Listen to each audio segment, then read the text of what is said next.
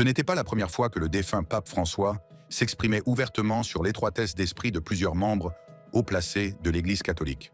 Nous savions tous que le Vatican n'était pas satisfait des prises de position inclusives et audacieuses du pape François sur plusieurs sujets.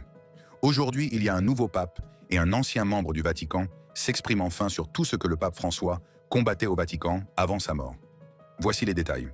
Le pape Francis ne s'oppose pas au Vatican.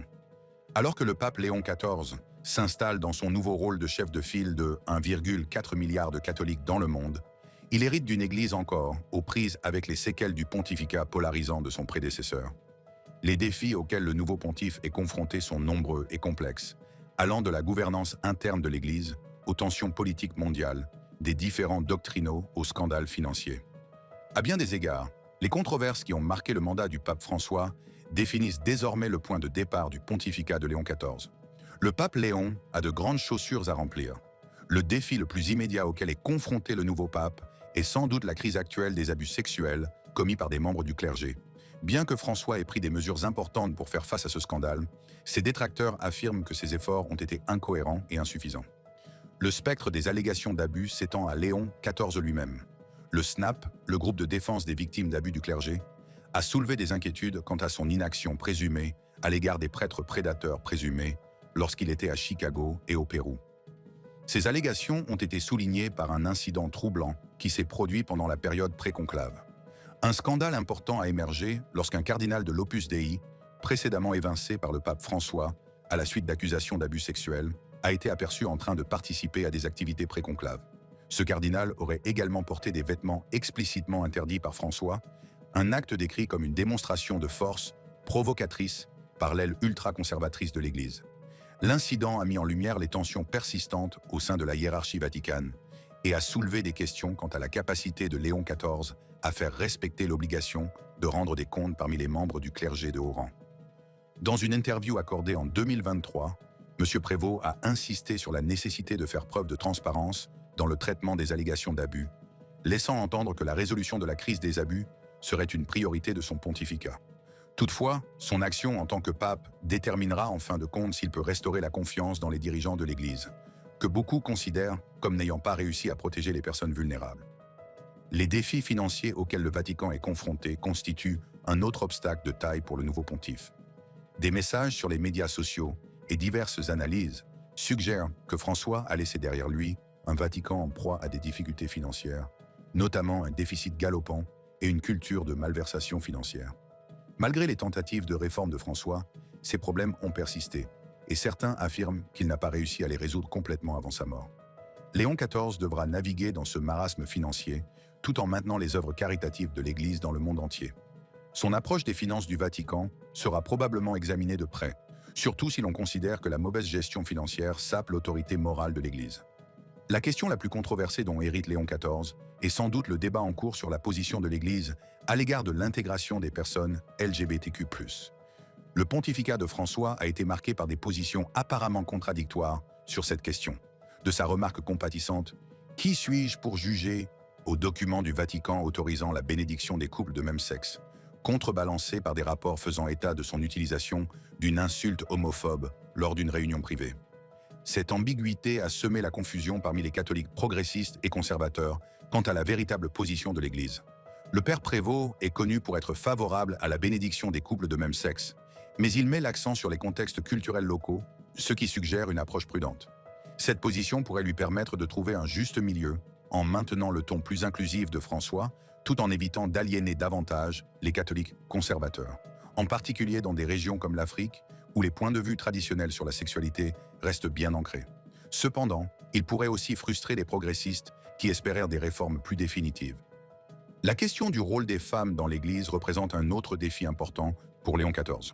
François a rejeté l'ordination de femmes comme diacres, déclarant en 2023 et 2024 que les ordres sacrés sont réservés aux hommes et que le rôle des femmes était beaucoup plus important que celui des ministres.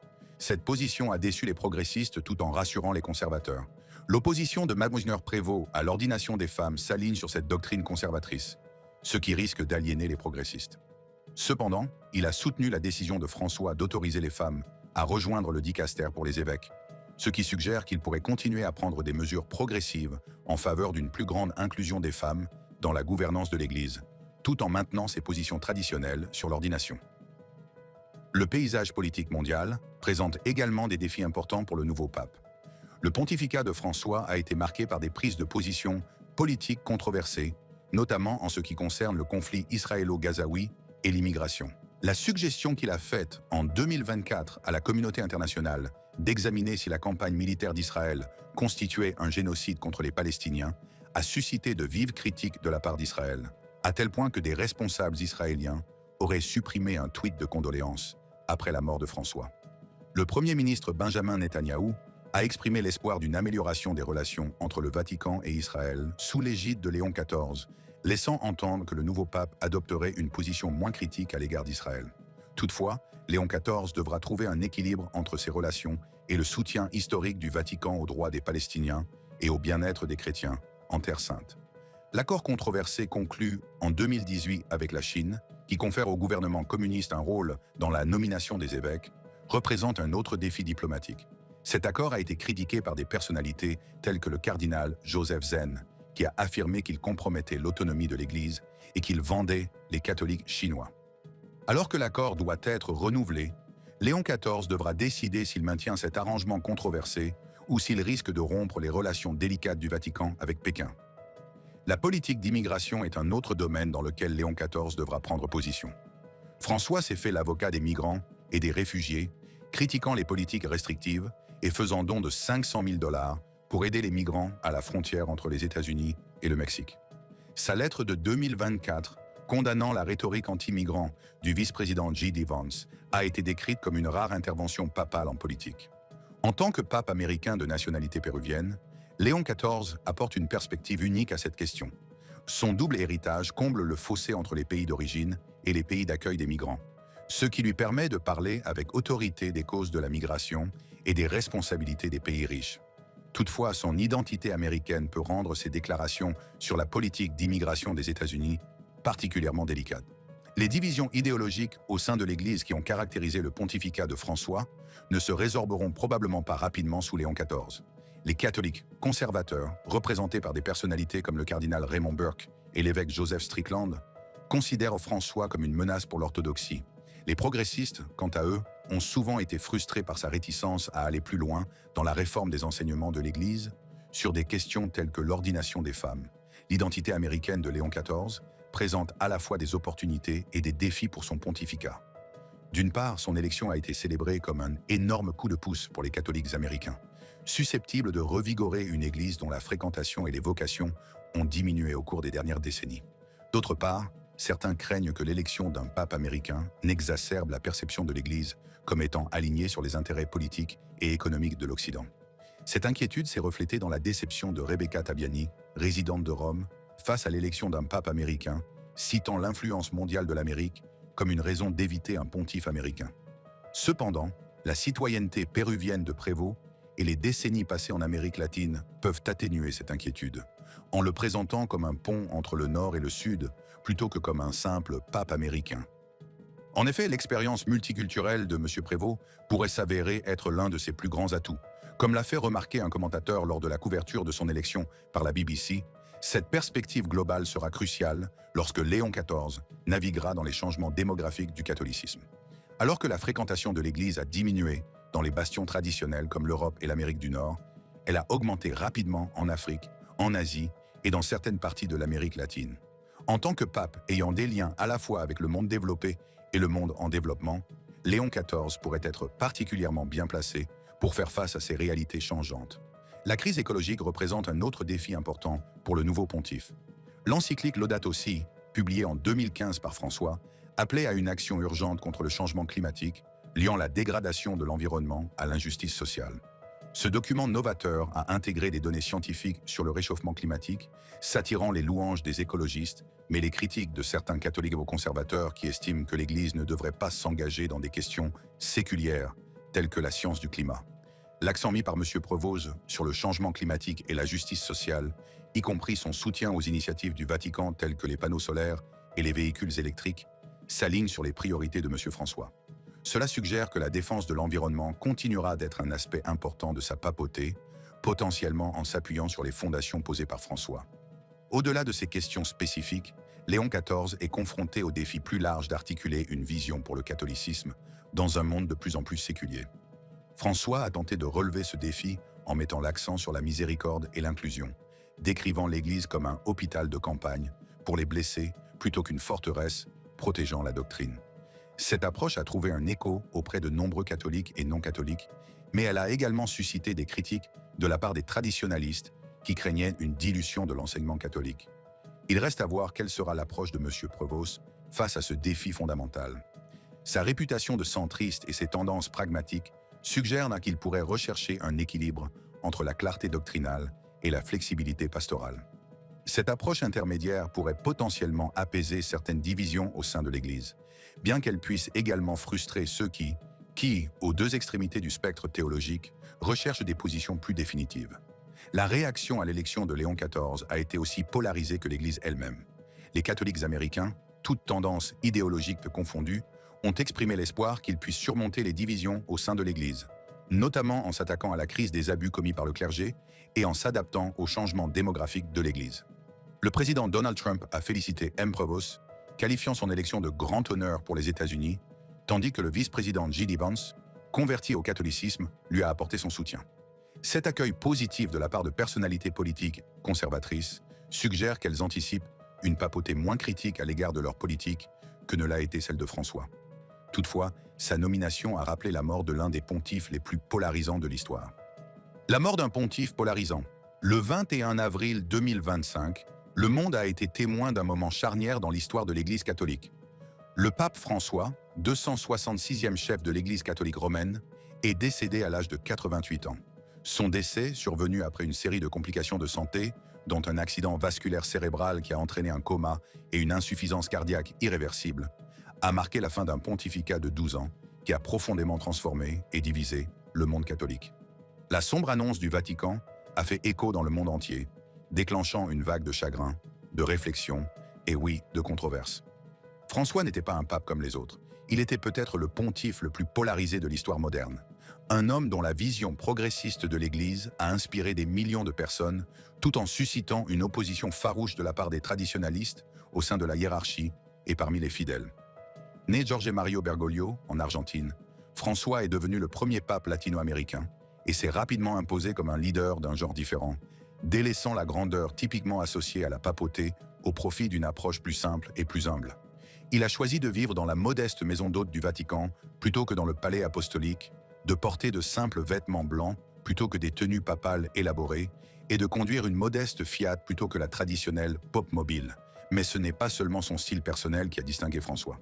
Son pontificat a été marqué par des réformes audacieuses et des déclarations provocantes qui remettaient souvent en question les positions catholiques traditionnelles sur toute une série de questions, du changement climatique au capitalisme en passant par le divorce et les relations entre personnes de même sexe. Ces prises de position lui ont valu des admirateurs dans le monde entier, mais ont également suscité de vives critiques de la part d'éléments conservateurs au sein de l'Église. Aucune question n'illustre peut-être mieux cette tension que l'approche de François à l'égard de la communauté LGBTQ+. En 2013, quelques mois à peine après le début de son pontificat, François a stupéfié le monde en faisant une remarque désormais célèbre à bord d'un vol papal en provenance du Brésil. Il ne peut pas le faire. Si quelqu'un est homosexuel et qu'il cherche un emploi, si quelqu'un est gay, qu'il cherche le Seigneur et qu'il a de la bonne volonté, qui suis-je pour le juger? Cette question apparemment simple a représenté un changement radical dans la rhétorique papale sur l'homosexualité, signalant une approche plus compatissante et moins moralisatrice que celle de ses prédécesseurs. 10 ans plus tard, François a confirmé cette position inclusive en approuvant, en 2023, un document autorisant les prêtres à bénir les couples de même sexe dans ce que le Vatican a décrit comme des « situations irrégulières ». Bien que le document ait soigneusement souligné que ces bénédictions concernaient des individus plutôt que des unions, préservant ainsi l'enseignement de l'Église selon lequel le mariage est exclusivement l'union d'un homme et d'une femme, cette décision a néanmoins suscité de vives réactions de la part des catholiques conservateurs. Les conférences épiscopales d'Afrique, dirigées par le cardinal Fridolin Ambongo, ont carrément rejeté les bénédictions, invoquant des sensibilités culturelles. Cependant, la vision de François pour une Église plus inclusive a souvent été sapée par ses propres incohérences et gaffes. En 2024, un an avant sa mort, il a été critiqué pour avoir utilisé une insulte homophobe lors d'une réunion à huis clos avec des évêques, ce qui a suscité des excuses de la part du Vatican. Cet incident a mis en lumière la nature complexe, parfois contradictoire, de l'approche de François à l'égard des questions LGBTQ+, une tendance qui a caractérisé une grande partie de son pontificat. Les controverses de François vont bien au-delà des questions d'éthique sexuelle. Son exhortation apostolique 2016 Amoris Laetitia, la joie de l'amour, de traiter de la pastorale des catholiques divorcés et civilement remariés, suggérant que les prêtres pourraient accompagner ces couples, au cas par cas, leur permettant potentiellement d'accéder au sacrement. Une position qui a incité 4 cardinaux conservateurs à émettre des contestations officielles, remettant en cause l'alignement du document sur l'enseignement de l'Église. La volonté du pontife de s'immiscer dans les eaux politiques a également suscité une vive controverse. Son plaidoyer constant en faveur des migrants et des réfugiés, critiquant souvent les politiques d'immigration restrictives, telles que le mur frontalier du président américain Donald Trump, a suscité l'ire des dirigeants politiques conservateurs. Sa lettre de 2024 condamnant la rhétorique anti-migrant du vice-président américain J.D. Vance a été décrite comme une rare intervention du pape dans la politique, ce qui a encore tendu ses relations avec les catholiques conservateurs américains. Pourtant, aucune controverse politique n'a peut-être autant marqué les dernières années du pontificat de François que ses commentaires sur le conflit israélo-gazaoui.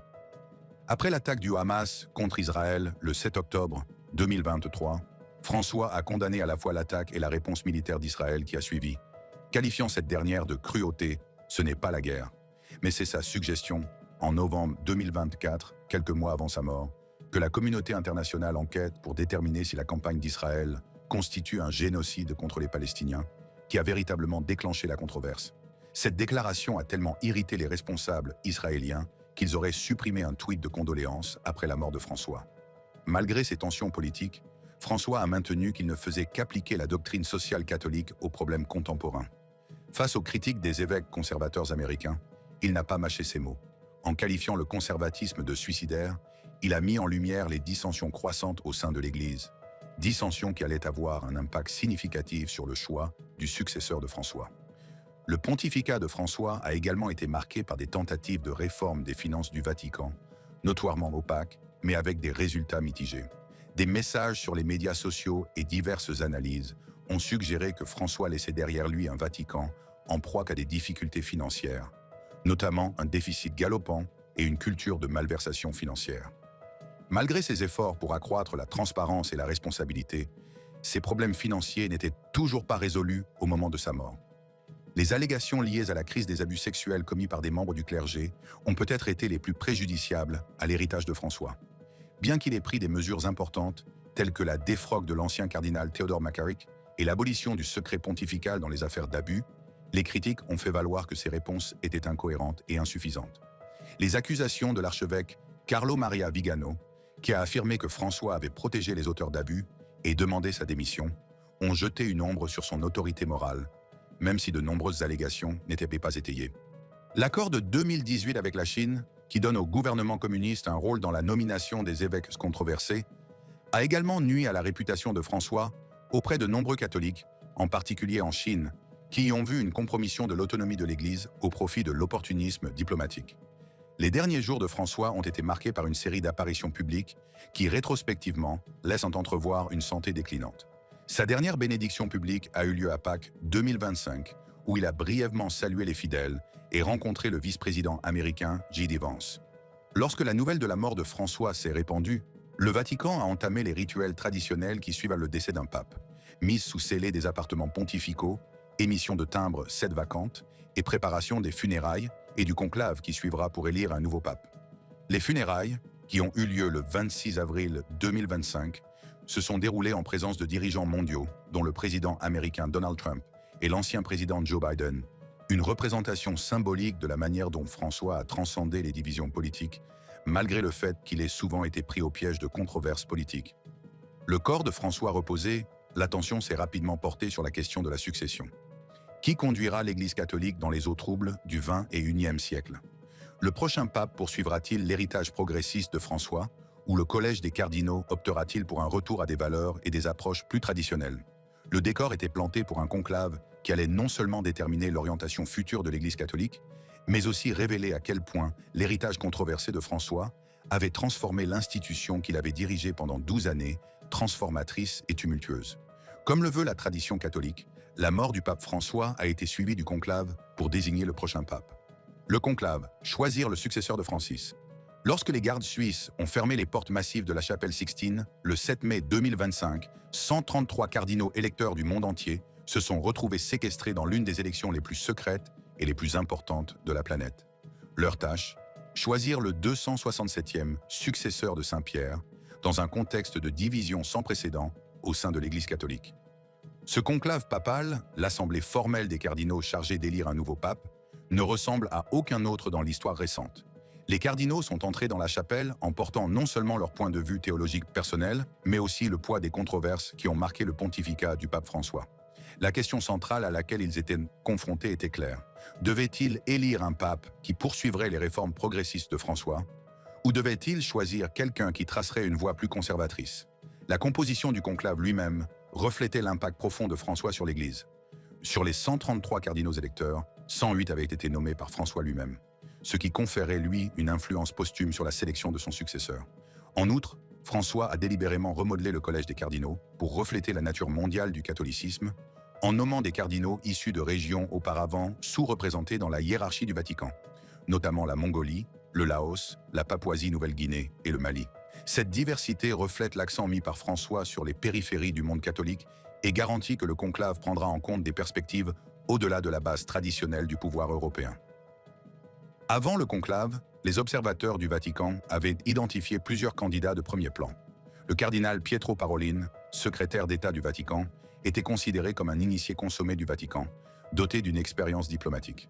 Le cardinal Luis Tagle, des Philippines, connu pour son charisme et son approche pastorale, représentait la force croissante de l'Église en Asie. Le cardinal Peter Turkson, du Ghana, était considéré comme un pont potentiel entre les conservateurs et les progressistes. Cependant, le conclave allait finalement surprendre le monde par son choix. Le processus de vote au cours d'un conclave suit d'anciennes traditions. Les cardinaux votent sur de petits bulletins de papier qu'ils brûlent ensuite. Si aucun candidat n'obtient la majorité des 2/3 requises, la fumée des bulletins brûlés devient noire.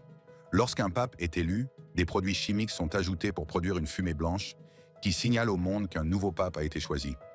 Pendant 2 jours, de la fumée noire s'est élevée de la cheminée de la chapelle Sixtine, indiquant que les cardinaux n'étaient pas parvenus à un consensus.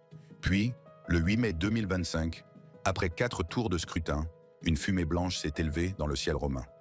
Les milliers de personnes rassemblées sur la place Saint-Pierre ont applaudi à tout rompre, leur smartphone levé pour immortaliser ce moment historique.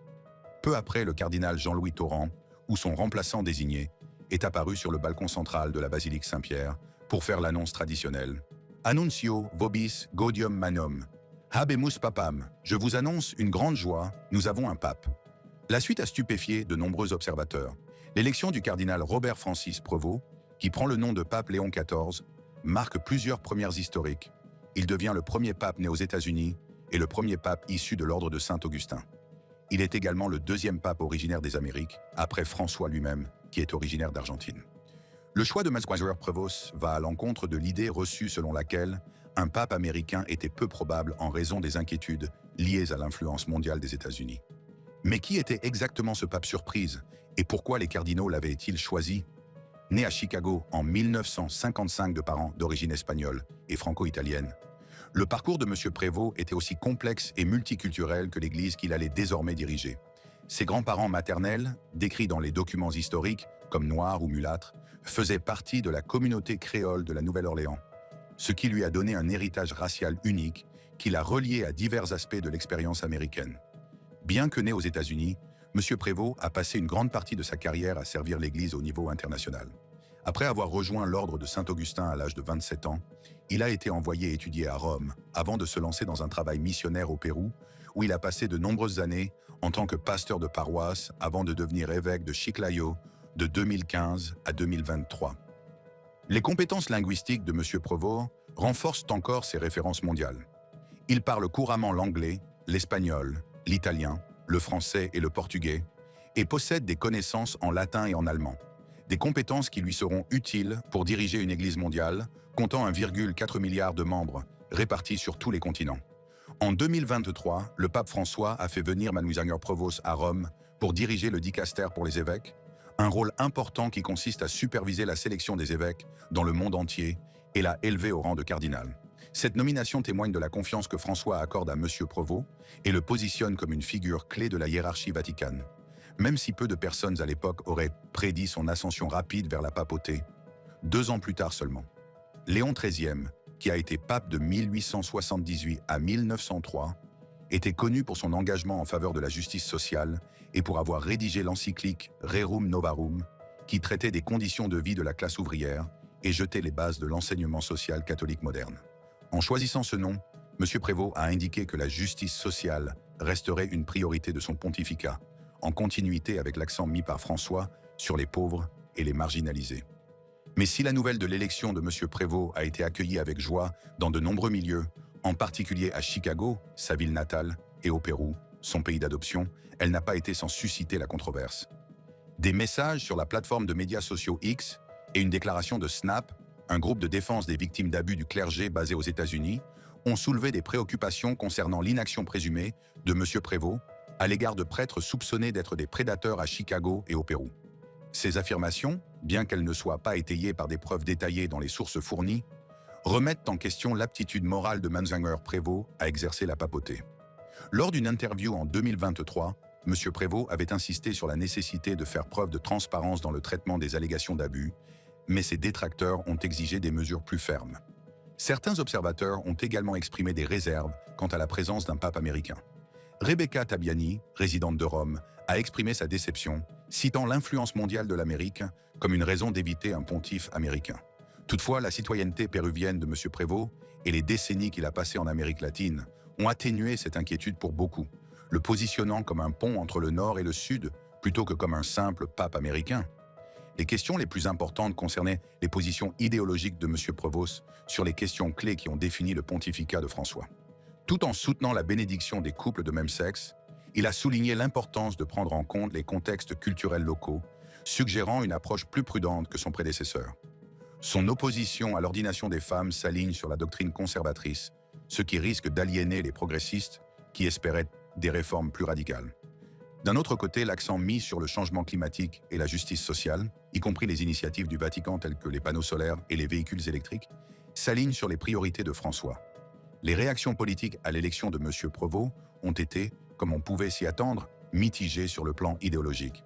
Le président Donald Trump a félicité M. Prévost, qualifiant son élection de grand honneur pour les États-Unis, tandis que le vice-président J.D. Vance, converti au catholicisme, a exprimé son soutien. Le Premier ministre israélien Benjamin Netanyahou a exprimé l'espoir d'une amélioration des relations entre le Vatican et Israël sous Léon XIV, suggérant que M. Prévost pourrait adopter une position moins critique à l'égard des politiques israéliennes que celle de François. Dans le même temps, des messages sur les réseaux sociaux ont reflété le scepticisme de certains catholiques, avec des accusations allant de la qualification de l'élection comme la continuation d'un système antéchrist à la critique de la sélection des cardinaux par la prévôté comme étant égoïste. Ces points de vue, bien qu'exprimés, ne représentent qu'une minorité et ne sont pas étayés. La majorité des catholiques, quelles que soient leurs tendances théologiques ou politiques, semblent adopter une attitude attentiste à l'égard du nouveau pontife. Beaucoup ont exprimé l'espoir que Léon XIV puisse surmonter les divisions au sein de l'Église, notamment en s'attaquant à la crise des abus commis par le clergé et en gérant le déclin de l'Église en Europe et sa croissance en Afrique, en Asie et en Amérique latine. Toutefois, les messages publiés sur les réseaux sociaux témoignent du scepticisme de certains catholiques qui accusent l'élection d'être la continuation d'un système antéchrist et critiquent la sélection des cardinaux par M. Prévost, qu'ils jugent égoïste. Ces opinions, bien qu'exprimées, représentent un point de vue minoritaire et ne sont pas étayées. Les défis auxquels le pape Léon XIV est confronté sont immenses, mais ils offrent également des opportunités de renouveau et de réforme. En abordant la crise des abus commis par le clergé avec transparence et responsabilité, il pourrait contribuer à restaurer la confiance dans les dirigeants de l'Église. En gérant les différents doctrinaux avec clarté et compassion, il pourrait contribuer à apaiser les divisions idéologiques. En s'engageant dans des défis mondiaux tels que le changement climatique et la migration, il pourrait positionner l'Église comme une voix morale dans les affaires internationales. Alors que Léon XIV entame son pontificat, les mots de l'annonce de la mort de François par le Vatican prennent une nouvelle signification en ce moment de transition. Il revient maintenant au pape Léon XIV de déterminer comment ces valeurs seront exprimées dans une nouvelle ère, sous une nouvelle direction, au milieu de controverses et de défis permanents. L'avenir de l'Église catholique et son influence sur les affaires mondiales pourrait bien dépendre de sa capacité à naviguer dans ces eaux turbulentes avec la sagesse, le courage et la compassion que le moment exige. En effet, nous ne savons pas exactement comment Léon XIV relèvera les défis qui se présentent à lui, ni comment il façonnera l'Église catholique dans les années à venir. Ce que nous savons, c'est qu'il entame son pontificat à un moment de profonde division et de controverse. Un moment qui mettra à l'épreuve son leadership, sa foi et sa vision d'une Église au carrefour de la tradition et du changement. Merci de votre attention. Consultez les autres cartes à l'écran.